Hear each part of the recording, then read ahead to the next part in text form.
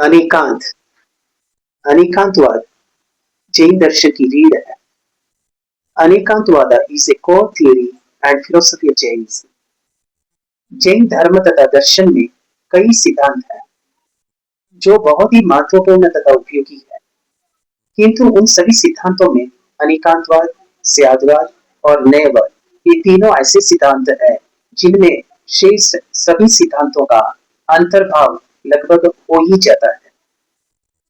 इसीलिए इन्हें समझना बहुत जरूरी है. ये सिद्धांत भगवान महावीर के पूर्व से ही जैन परंपरा में प्रसिद्ध थे. भगवान महावीर ने इन सिद्धांतों को पुनः स्थापित किया और इन सिद्धांतों का उपयोग आत्म कल्याण के साथ साथ जन कल्याण में भी किया. अनेकांत वस्तु को देखने का एक तत्व दर्शन है जिसने वर्तमान में सभी को आकर्षित किया है. अनेकांत दृष्टि की आवश्यकता आज पूरे विश्व को है.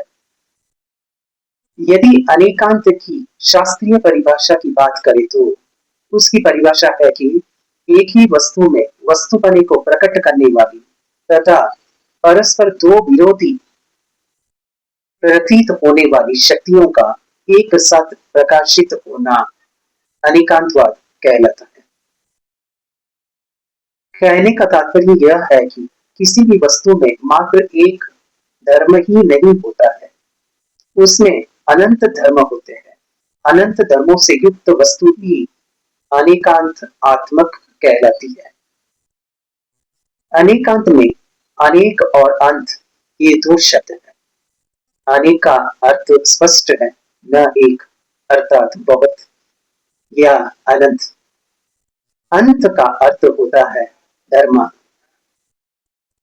किसी भी घटना, परिस्थिति, वस्तु या जीवन का मात्र एक पहलू नहीं होता, वरन अनेक पहलू होते हैं और उन अनेक पहलुओं की उपेक्षा करते हुए किसी एक पहलू से घटना, परिस्थिति, वस्तु या जीवन को देखना अथवा उसकी व्याख्या करना एकांतवाद है.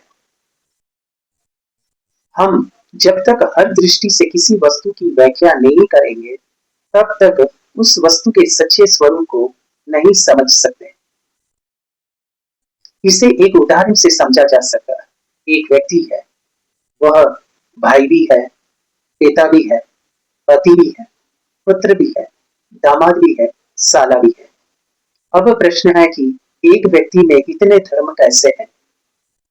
इसे अपेक्षा से समझेंगे तो सुविधा रहेगी.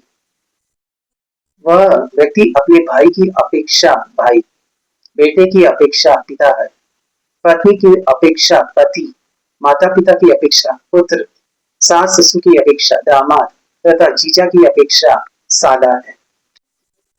अपेक्षा लगा देंगे तो सब ठीक है, कोई विवाद नहीं.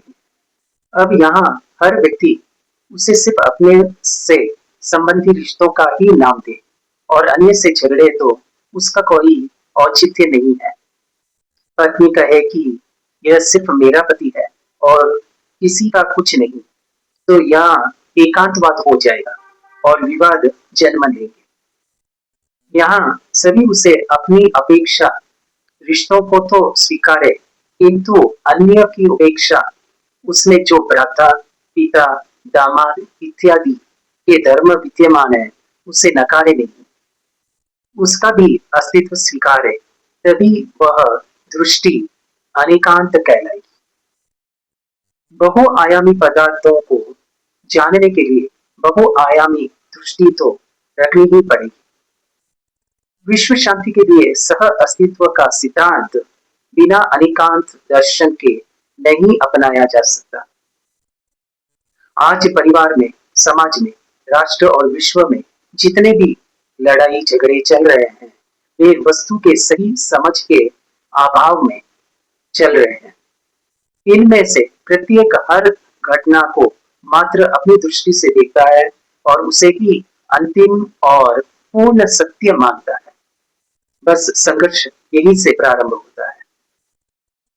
जिस दिन हम दूसरों की दृष्टि की यथार्थता और महत्व को समझने लगेंगे और उसका सम्मान करने लगेंगे, उसी दिन से हम सम्यक दृष्टि को पा लेंगे और संघर्षों की कोई संभावना ही नहीं रहेगी।